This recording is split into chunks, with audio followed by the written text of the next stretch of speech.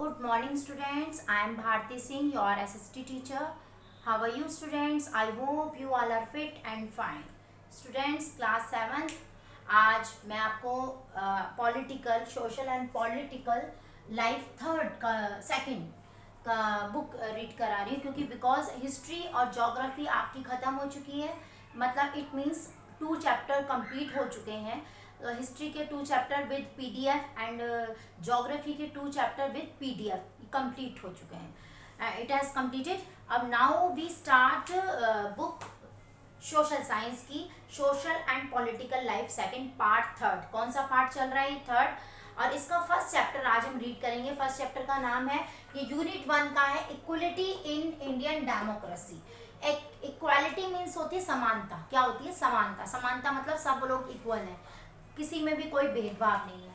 तो इसमें Indian democracy मतलब कि भारत में इस डेमोक्रेटिक मतलब होता है लोकतंत्र. क्या होता है हिंदी में? इसको लोकतंत्र. हमारा देश जो है डेमोक्रेटिक कंट्री है बिकॉज इसमें डिफरेंट टाइप्स के रिलीजन रहते हैं, है ना, अलग अलग धर्मों के लोग रहते हैं. इसलिए अलग अलग फेस्टिवल्स मनाते हैं हम लोग, जानते ही आप.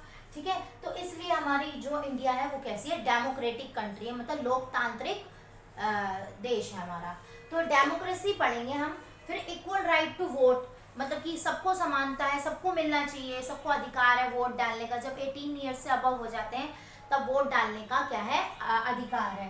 फिर रिकॉग्नाइजिंग मतलब पहचानना होता है. डिग्निटी को कैसे पहचान सकते हैं आप. फिर कॉन्स्टिट्यूशन है, तो ये कॉन्स्टिट्यूशन संविधान. तो मैं यही आपसे डिस्कस करूंगी आज. तो यहाँ पर एक पिक्चर नजर आ रही है आपको. यहाँ पे सबसे पहले देखेंगे चैप्टर में मंजीत कौर जो है टीचर है, तेजा सिंह जो है ट्रेडर है, गिरीश रॉय स्टूडेंट है, और कांता देवी डोमेस्टिक वर्कर है, और सुजाता कुमारी डोमेस्टिक वर्कर है, और अब्दुल रहमान आर्टिशियन है, और शबनम बानो जो है हाउसवाइफ है, और ग्रेसी लैलेंग कंसल्टेंट है ना, जो कि परामर्श करते हैं. इसाक लैलेंग गवर्नमेंट ऑफिसर है, और यहाँ पे रुखसाना मिर्जा मीडिया पर्सन है, और योगराज जो है अनएम्प्लॉयमेंट है, बेरोजगार है, अशोक जैन जो इंडस्ट्रियलिस्ट है.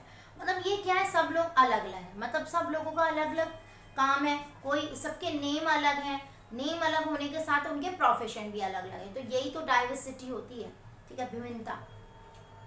अब हम इसी चीज के बारे में इस चैप्टर में थोड़ा डिस्कस करेंगे, इंट्रोडक्शन लेंगे. ऑन इक्वलिटी मतलब समानता. किस चीज में समानता? India is a democracy in the class 6 में हम पढ़ चुके हैं. एक minute the key element of a democratic government. These include people participation, the resolution of conflict and equality and justice. समानता में भी बहुत सारे कन्फ्लिक्ट है जो कि पहले है. अब तो काफ़ी इस चीज़ में इम्प्रूवमेंट हो चुका है, बट पहले के टाइम पे सभी को इक्वालिटी नहीं थी. तो उसी चीज़ के बारे में, इस चैप्टर के बारे में हम डिस्कस करेंगे. ठीक है, अब हम बात करते हैं यूनिवर्सल एडल्ट फ्रेंचाइज. क्या होता है ये बेटा? एक तरह का and is an essential aspect of the all democracy. The idea of universal adult franchise based on the idea of equality. मतलब ये इक्वलिटी के आइडिया से ही निकला है. इसमें universal adult franchise is based the idea of equality because it states that every adult in a country irrespective of their wealth and the communities belongs to one vote. मतलब कि हर किसी को vote देने का अधिकार है अगर वो क्या हो जाता है, वो क्या 18 से अबव हो जाता है. तो मतलब कि हर एक के पास ये राइट है कि उसको खाने में समानता का अधिकार मिले, पढ़ने में समानता का अधिकार मिले, स्टडी करने में. तो और आपको बहुत सारी चीज़ें ऐसी हैं जो समानता का अधिकार दिलाती हैं. ठीक है, अपनी जो आपकी हेल्थ इशू है, हेल्थ से प्रॉब्लम है, तो उन सबको ये गवर्नमेंट की ड्यूटी बनती है कि आपके हेल्थ की तरफ क्या किया जाए, इम्प्रूवमेंट देखी जाए, हॉस्पिटल बनवाए जाए ताकि आपकी हेल्थ का ये हमारे क्या है? राइट्स हैं. हमारी कुछ ड्यूटीज़ भी हैं, हमारे कुछ राइट्स भी हैं. तो हम यही चीज़ के बारे में पढ़ रहे हैं, डेमोक्रेटिक का मतलब होता क्या है. फिर उसके बाद हम पूरे कास्ट के बारे में भी पढ़ेंगे कि कास्टिज्म कैसा है, और यहाँ पे देखो cover on Om Prakash Valmiki book, एक बुक का कवर भी बता रखा, Joothan, which talks about his experience of growing up the Dalit boy, मतलब एक नीची जात है तो उसको उसके साथ कैसे बिहेव किया जाता था, वो सब चीज़ों के बारे में कि आप उसके साथ डिस्क्रिमिनेशन नहीं कर सकते हो, भेदभाव नहीं कर सकते हो, सब लोग हम सब क्या है, इक्वल हैं, हम एक ही जाति के हैं, और एक ही अलग अलग होने से भी हम क्या है, एक हैं, मतलब ये अलग होते हुए भी हम क्या है, एक हैं। तो इक्वलिटी इन इंडियन डेमोक्रेसी, इसलिए संविधान बनाया गया, क्या बनाया गया, कॉन्स्टिट्यूशन तैयार किया गया, कॉन्स्टिट्यूशन में कानून तैयार किए गए, कानून बनाए गए जिसमें हम लोगों को समानता मिले, सभी को इक्वल माना जाए। तो इसलिए ये, और कोई मिड डे मील चलाया जा रहा है स्कूल में, तो ताकि जीरो हंगर हो जाए, मतलब कि हर बच्चे को कुपोषण का शिकार ना होना पड़े, सभी को एक जैसा भोजन मिल सके, है ना। इसी सब सरकार इसके लिए, गवर्नमेंट इसके लिए बहुत सारे स्टेप्स उठा रही है। और जैसे कि अभी मैं यहाँ पे भीमराव अंबेडकर, BR अम्बेडकर की फोटो भी आई है, इन्होंने दलित वर्ग के लिए बहुत बड़ा काम किया। It is a disgraceful to live at the cost of one self respect, page number 12 पे, self respect is the most vital factor in life. Self respect मतलब अपनी खुद की इज्जत करना, तो without it man is a cheaper to live worthly, with self respect one has a overcome difficulties, it is the out of heart and ceaseless struggle long alone that one derive strength और confident recognition. मतलब इन्होंने अपनी ताकत से और अपने पूरे विश्वास से इस चीज़ के बारे में इसको चेंज कर दिया कि सभी को, मतलब नीचे दलित वर्ग को ऊपर उठाने के लिए उन्होंने पूरी ताकत लगा दी।